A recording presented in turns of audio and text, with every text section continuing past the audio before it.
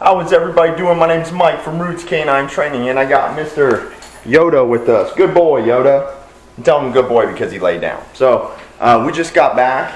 Good boy. He's letting out a deep breath. That means he's relaxing. So, we're going to talk a little bit about the dog's body language. So, if you can see the dog right now, we just got back from doing about a half-mile walk. That's all this dog really needs because he's, bulldog-type dogs with those short snouts. They can't breathe well. It's very hot and humid outside, even in the mornings. We're in South Florida, so it's pretty much hot and rainy no matter what this time of year. So we just do, a little half-mile walk for him. When he gets back, he wants his water. That's what he's waiting for. So when I noticed that water has a lot of value to him, I use it as a tool to get the dog to sit, to teach the dog to sit. He's got to have water no matter what. So instead of just giving the dog the water, we use the water to get the dog to sit.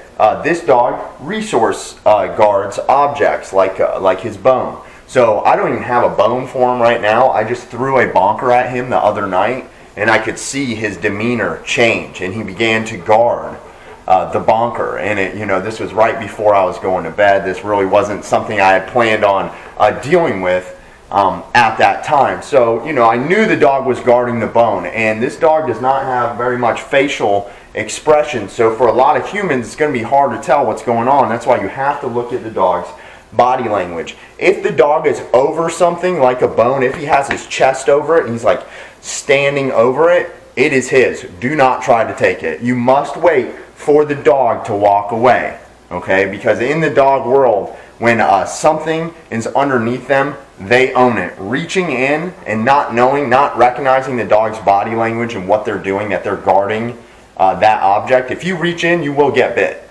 So it's very important to recognize the dog's body language. Also, it's super important to make the dog work for things. Don't just give it to him. Make him work for it. When I make him sit for this water here, he's going to know that it's my water and I'm giving it to him.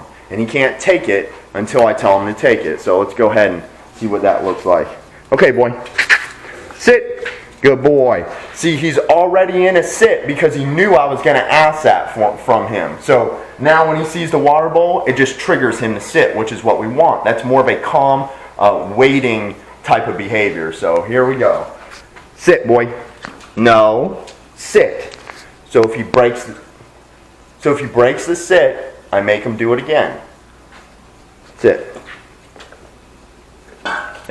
No. Sit. Okay. So what happened there is every time the bull's getting close to the ground, he takes it as his invitation to break the sit. So what I do is I just lift the bull up and I tell him, no, sit. And I'm using a tether with him, so if the dog were to lunge at me, he cannot get me. We always practice safety, and you want to make your dog work for everything in their world. If you notice, the water has value to the dog. The dog needs the water, and he's okay with sitting if you ask him to sit. But if you don't ask him to sit and you just give him the water, then he's not earning it. He doesn't understand it's yours. So a dog like this who is resource guarding, he's got to understand these things I'm giving to him in my home, they're mine. As of right now what you're seeing, at this moment, that is his bowl. I will not take it from him while he's got his face in it, number one, and I will not take it from him when he is standing over it. You will notice when he's done, he will stand over that bowl. Okay, so it's very important to make your dog feel comfortable. If the dog's telling you with his body language, don't come near me, this is mine, and the dog bites. We have to make the dog feel comfortable and say, I see the signal you're sending, and I will wait.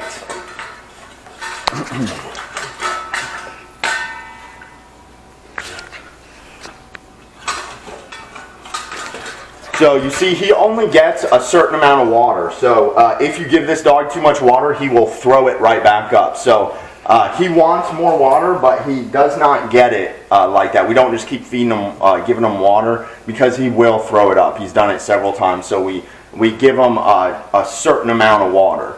to make sure he doesn't throw up. We pretty much experimented, like, let's see if this amount makes him throw up, you know. And we found the right amount. So this is good. Like him laying down, that's okay. And this is the first time I've actually seen him not stand over the bowl and protect it. But if you notice, while he was licking the bowl, he was it was empty and he was still licking it, and he'd look up, you know. But you know, I believe the dog's getting much more comfortable, and he knows that I recognize the signals he's sending me, just like the resource guarding with the bone or with my bonker. I did not just approach and reach my hand in regardless of the way the dog's body language was. You know, I considered the body language of the dog, and I stood back and I told him no, no, no. I didn't get mad at the dog, I just told him no, and he dropped my bonker, and I told him to sit, and he sat, and I was able to get the bonker safely. But if I would have grabbed it 4 seconds earlier, I most definitely would have been bit. So now that he's laying down, with the thing I can actually do is I can use my foot. I can use my foot to slide it away and safely grab it. Now we're being very cautious with this dog because we know the dog bites, you know. So when you go down to the ground, that can trigger behavior from the dog. That can trigger excitement. Excitement can become dominance, and then that can become a bite. So we practice, you know, keeping the dog as calm as possible, and you should always be paying attention to your dog's body language, you know, depending on the severity of the situation, the size of the dog, but we always pay attention to the dog's body language, and we recognize how they're feeling in that moment. If the dog feels like he owns the bowl, he owns the ball at that moment, you know, and it's my responsibility to get it from him in a way that makes him feel like he doesn't have to guard the bowl. If we take it from him when he's got it under his chest and it's his, in the dog world it's his, if we just go and take it over and over again, he's going to feel like, well, I need to guard this, because if I don't guard this, they just take it from me. But if I wait for him to lay down and relax, or to walk away from the bowl and lay down, then I can safely take the bowl. So always pay attention to your dog's body language. They are not unpredictable, they are predictable. That's why I'm able to train dogs and not get bit, is because they are predictable, and it is their body language that most people are not recognizing.